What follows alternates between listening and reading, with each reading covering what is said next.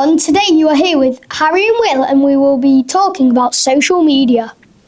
We would like to begin with saying that there are many pros and cons of this argument. The government are aware of the ongoing debate as to what age children should have smartphones and access to social media. Also, social media is an important way for kids to connect with friends and peers. For children who are isolated, it can be a lifeline. But social media also has the potential to become addictive, to get them in trouble, to harm fragile self-esteem. Teenagers are more likely to navigate social media responsibly when they have reached a level of maturity and can benefit from the parental guidance. We will be talking to a couple of people to hear their thoughts today. Today we have Miss Bannister here, PSHE lead with us, and we would like to ask her some questions about social media. Have you ever seen any impacts caused by social media in school? Absolutely, yeah. So I've been overseeing PSHE at this trust for a couple of years now, but actually been part of PSHE for 15 years. So over that period of time, we've seen a massive change in what social media is like. For us as staff working in schools, and particularly the education we want to provide to children, is around bullying, around the impact of social media and what that can do to a young person in terms of how they feel about themselves, so their confidence, things around how they feel about their body, their friendships, all of those things we know are linked to social media. The other big thing that we know is a major issue now with social media is obviously the issues of not really knowing the truth of what's always out there. So things around fake news, fake accounts. Obviously, you've got those risks of things like being scammed and all of those kind of areas where you're not always in the safest spots on social media, especially as we know a lot of young people are going on social media a lot younger than actually they're technically allowed as well. So for us, I think there are main areas where we try and really help our young people right from primary school right the way up to secondary. At the end of being 16, 17, 18, we're talking about social media right the way through that. Yeah. Okay, thank you. What is your general opinion on social media?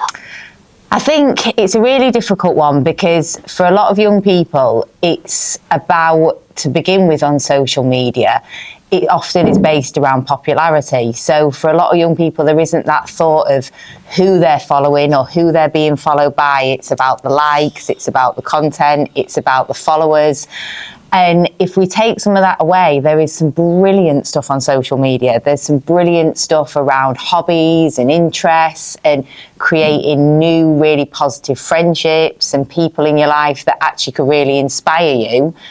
But we also know that it can be quite a dark hole in terms of the risks around social media. So I think it's got a lot of positivity, but I think we still need to help young people work out why they're on social media, what are they actually on it for, how they're using it safely. And I think as well, I've got two little ones at home that are in primary school. Do parents know enough? Because actually, if we're letting children on social media, what do the parents know about and what are they understanding that their children are on and what their children are using? And I think we need to be really helping our parents understand that so they can help you more at home navigate it as well. And we also know with social media at the moment that there is a lot of discussion about whether the current age that children are allowed on it is too young. And I think that's something that we do need to really find more information and evidence about as well. Yeah, okay, thank you. Have you ever seen any negative impacts of social media usage? Yeah, I think the biggest thing that we see is, I'll go back to that question I answered earlier, obviously bullying and trolling, and the fact that a lot of young people absolutely innocently maybe make those mistakes with developing what they believe to be friendships online that aren't actually genuine friendships. They may find themselves in certain groups online that are actually quite toxic and not healthy groups to be a part of. We also know that literally looking at that screen is incredibly addictive, and whether that's on an iPad or a Chromebook, or whether that's obviously when somebody gets their first mobile phone, that screen usage is really, really challenging to anybody's mind, but particularly a mind of an under 21-year-old that's still growing and developing. And I think for us as teachers, seeing mobile phones banned across our schools in the last 2 years, we have seen a reduction in social media issues. That's not to say they're not happening outside of school, they are. But I think our big thing is a link to around sleep and mental health, because we know we talk to a lot of our children, again, particularly in secondary school, that are on their screens till 11 o'clock, 12 o'clock, even later at night, and they're losing really important time for their brains to rest as well. Okay, thank you. Finally, do you believe that under 16 should have social media? My honest answer at the moment, especially with current evidence, and we are talking as current as kind of the last year that's coming out, as a mum of 2 little girls and also working in schools for the years that I have, I really think that there has to be some limitations around under 16s using it. I don't know if a ban at the moment would necessarily work, because you kids are clever, and if you want to get on social media, we're going to find a way. But actually, it's about educating you about the reasons why you want to be on it. And I think for parents, they need some help out there, because actually, if we are to change that age to 16, that's brilliant, and I would support that. But actually, it's about parents really understanding why that's important. We know, again, going back to things like sleep, bullying, body image, being susceptible to fake accounts and being scammed, a young person is more at risk of things like that than an adult.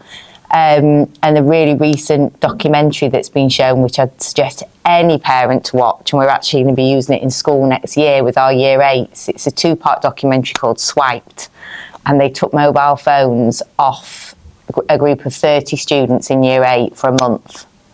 And over that month, they did lots of tests on their brains and talked to the parents right throughout. And they found that when those mobile devices were removed, and the screens were removed, and the computer games were removed, everything was taken away.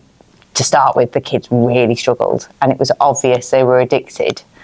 But actually, by the end of it, the kids were playing with their mates more, they were chatting to their parents more, they were taking up their hobbies again, and they regained around 2 hours sleep a night.